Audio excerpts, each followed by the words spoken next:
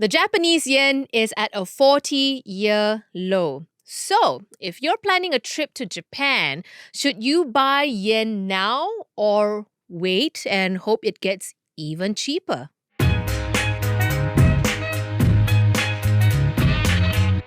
I'm Andrea Heng for the Money Talks podcast. Now, it's no secret that Japan is pretty popular with tourists. Now that the yen is at its lowest level since 1986, we want to find out why the Japanese currency has stayed so weak despite the Bank of Japan raising interest rates, and whether trying to time your money changing is the smart money move. Well, I have someone with me who's able to hopefully answer these questions. Cameron Systermans is sitting in the hot seat of the Money Talks podcast today. He's head of multi-asset for Asia at Mercer. Welcome, Cameron. Great, thanks for having me. So you are based in Tokyo. Indeed. You've been there for 10 years. 10 years, yeah. What's it been like watching the yen tumble all the way down to where it is right now? It's been very surprising, actually. We would have thought it would have bottomed out and started appreciating sooner. But for a bit of a personal level, I earn Japanese yen. My salary is paid to me in yen, so it is quite frustrating, especially when I travel overseas myself. I'm sure. But let's try and understand more of the mechanics behind it, right? So now that the yen is at a 40-year low, is this the time to buy some currency, keep it in the back pocket, quite literally? Certainly, and if you like to stock up on things, I'd say that the yen is on sale right now. It's a bit of in the bargain bin, and I don't think these prices will stay low for too long. Okay. So definitely worth a try there. I think it's quite interesting that the yen has remained so cheap for so long. And there's quite a few different things that are behind that. The problem is with those is that those signals can take a very long time to play out. And so it is very difficult to time currencies. That's based on sort of a textbook calculation that a basket of goods should cost the same amount in different countries around the world. So similar to the sort of the Big Mac indices or other famous ones that often some publications talk about. Mm-hmm. There are some other measures that maybe I consider a broader range of factors, and they'd suggest that maybe the yen is about 15% undervalued. Right. But again, it can take a long time to play out there. Right. So it's hard on timing. I think potentially what is getting a lot more attention now is whether the Japanese authorities might want to intervene in the currency markets to strengthen the yen. Mm. And they have done that a couple of times in the past couple of years, but I think the most recent episodes haven't really had the intended impact there, where any sort of appreciation in the yen has been relatively short-lived. Okay. So that's why we have seen a bit of a change in their approach recently, where they've talked about wanting to surprise the markets more. In the past, they said when they get to levels where we are now, about 162 against the US dollar, that they jump in and start to buy the yen and drive the market in that direction. Okay. So when you say that the currency is 15% undervalued, right? What does that actually mean? Can you sort of paint an example for us? That's right. And it's quite interesting. So I can think of potentially three major drivers that might be justifying why the yen has stayed low for this prolonged period. The first one is about the carry trade. Yeah. So a lot of people will talk about, or in financial markets, that you can earn carry. In other words, what you do in the currency markets is you'd borrow in a currency with low interest rates, like the Japanese yen, where there's short-term interest rates about 1%. Yep. And use those proceeds to invest in a high-yielding currency, such as the US dollar or the Brazilian real, basically to earn that interest rate difference. So earning those interest rates and hoping that the currency movements don't wipe out those extra interest rates that you're earning there. So that's one thing that could happen. I think that interest rate differential between, say, the US and Japan has shrunk for quite a bit recently, but it's still enough there to entice some investors to chase that. Okay. I think a second reason we can probably think of is around the Bank of Japan and their monetary policy. Yes. So a lot of people are a little bit concerned that even though the Bank of Japan has been raising interest rates over the past couple of years, so they exited negative interest rate policy in 2024, we're up to 1% now, that they're not raising interest rates fast enough. Okay. Inflation is running, underlying inflation around 2%, roughly around the Bank of Japan's target. The labor market is quite tight in Japan. Unemployment is low. Wages are increasing. And there's the potential that that flows back into further increases in inflation. And so the Bank of Japan probably does need to keep increasing interest rates to stop inflation getting out of control. So people in financial markets would talk about the risk of them being so-called behind the curve, in which case inflation, they sort of lose control of inflation, and then all of a sudden they need to hike interest rates very rapidly and push the country into a recession. Exactly. A lot of people are worried about that. I think the third factor why maybe we haven't seen more of an increase in the yen recently is around the fiscal concerns of Japan. Okay. I think for a long time, people have known that Japan is a relatively highly indebted economy, or at least the government is. Okay. So the gross debt to GDP ratio is about 240% of GDP. And is that healthy or no? That's that's the highest out of the developed markets. Wow, okay. However, we also need to consider the value of the assets that the Japanese government holds. And so if you take those away and so you look at the net debt to GDP ratio, it's about 130%. Okay. Which is also high, but it's been considerably coming lower. down. And at the same time as Japan is coming down, most of the other large developed economies, particularly the US, are actually increasing.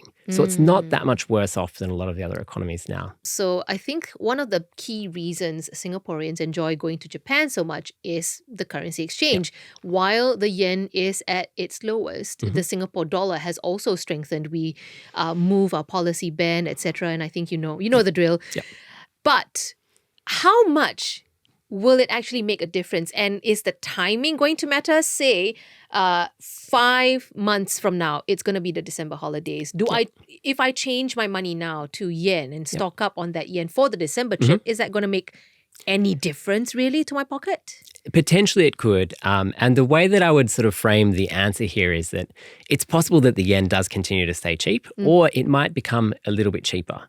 But I think if it does, the extent that it becomes cheaper is probably relatively limited. Okay. And given the factors that I've mentioned before, that the yen is out of line with its broader fundamentals, and the risk, of course, that the government comes in to support the yen and drive it higher.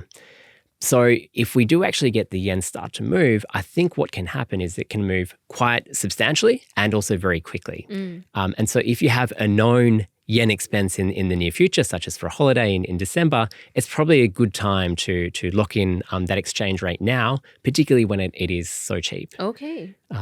I guess there have been examples before. So in 2024, for example, where the yen was trading at very similar levels, where we did get a bit of intervention from Japan at the same time as there was some concerns about some economic data in the US. And in the space of less than 2 months, you had the yen move from over 162 down to roughly 140 against the US dollar. Yeah. So 5 months, not too bad of a period to get things running. But what about the amount? Because I remember we had an FX person on the podcast before saying, if you're going to change $100, $1,000, $5,000, it's not going to make that much of a difference in terms of savings. Correct. You're thinking about $10,000 and over perhaps to make a real difference. Is that correct?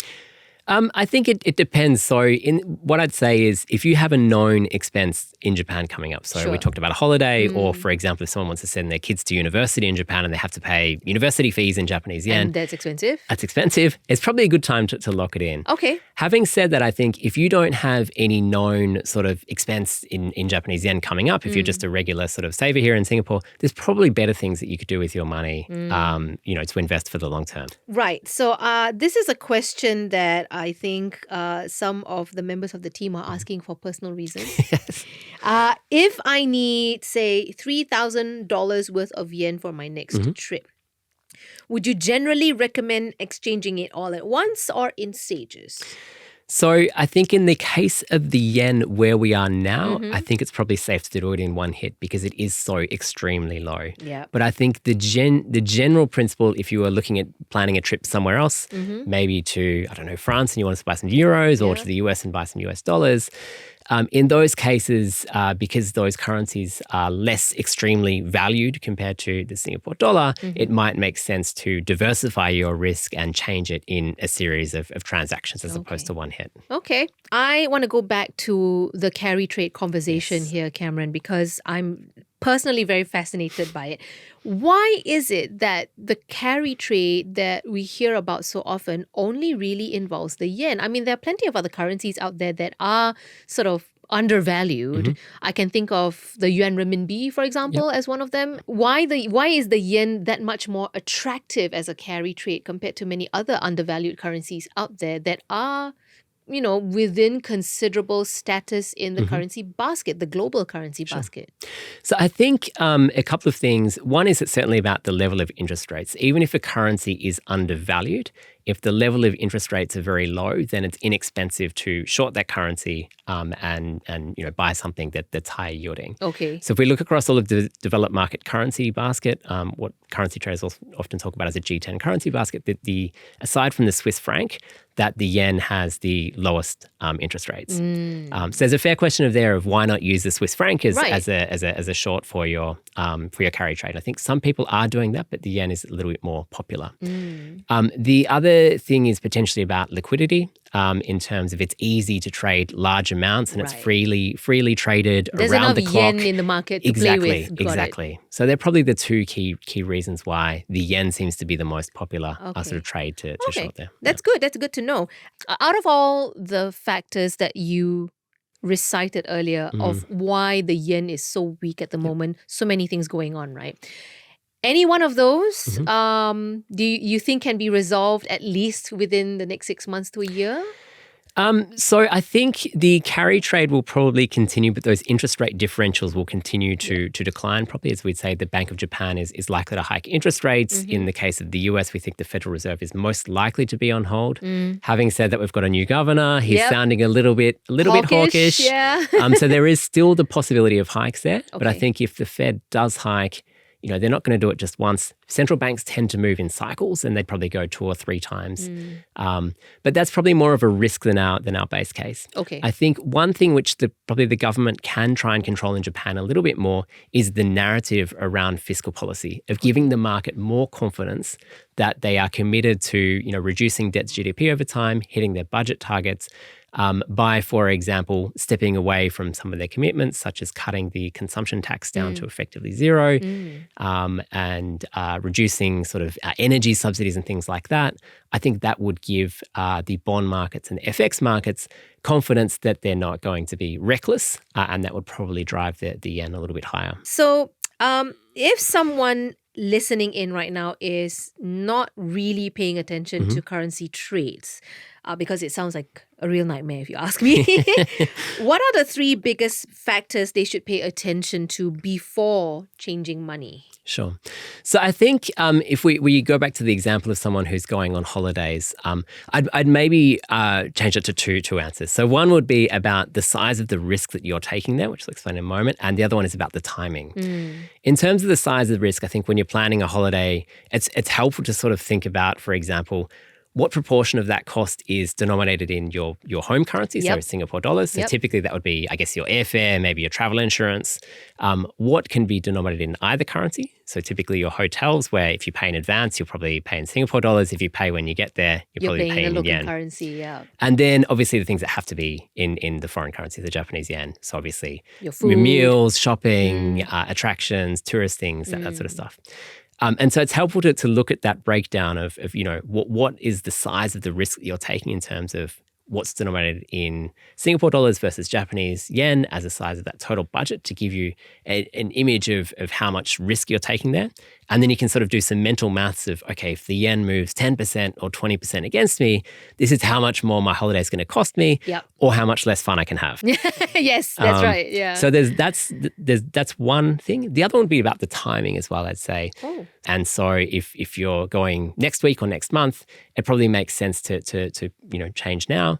Whereas if you've got 6 months, even though I said before, it's a good time to buy it, there's still the potential that it can get a little bit cheaper. Right. Okay. Is that one of the biggest misconceptions people have when they see a headline that says, oh, Japanese yen at a 40-year low? I mean, is that something that is misconceived? It's hard to say really, but I think maybe when people get these headlines, they assume that it's going to keep getting cheaper. Yes. So, but again, currencies are incredibly difficult to time and to value, as we've talked about. So if it's this cheap, I mean, at these prices, you can have an amazing time in Japan anyway, right? That's true. That's true. I mean, currency can't be the only reason you want to have a good time in a particular country, right?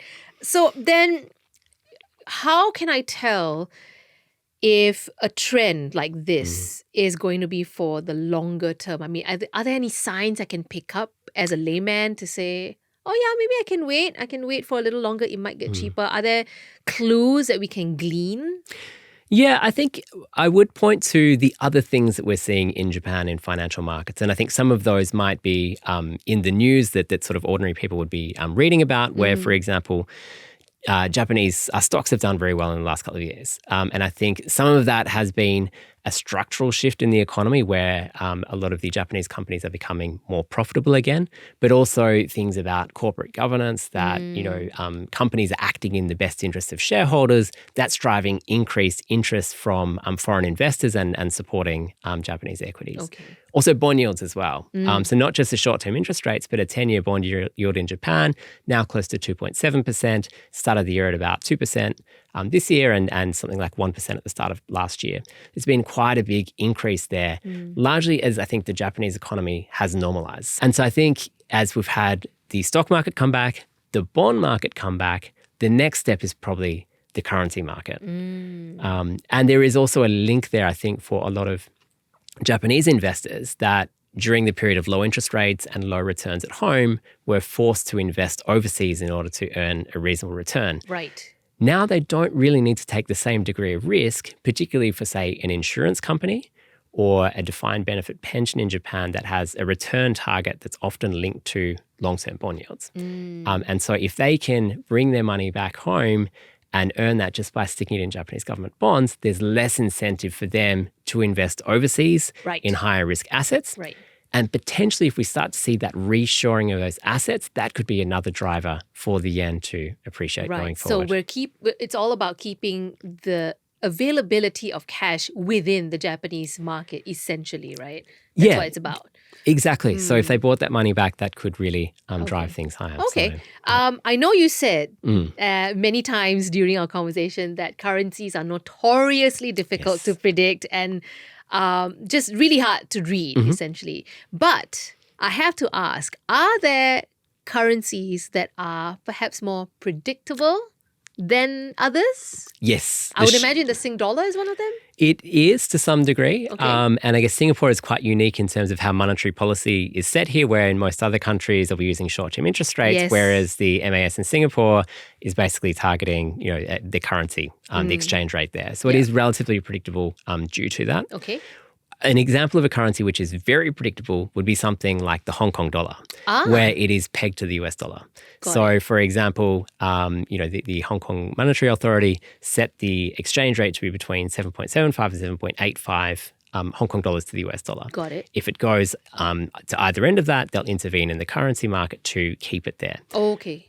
So there's other also currencies that are pegged to the US dollar. Those ones are very easy to predict. It's the more free-floating that they are and the more that they leave it to the market to determine the exchange rate, the harder it is to predict. Okay. So we talked a lot about the domestic Japanese market. We talked a lot about the people who want to visit Japan to take advantage of the favorable exchange rate. Now I want to ask about investors.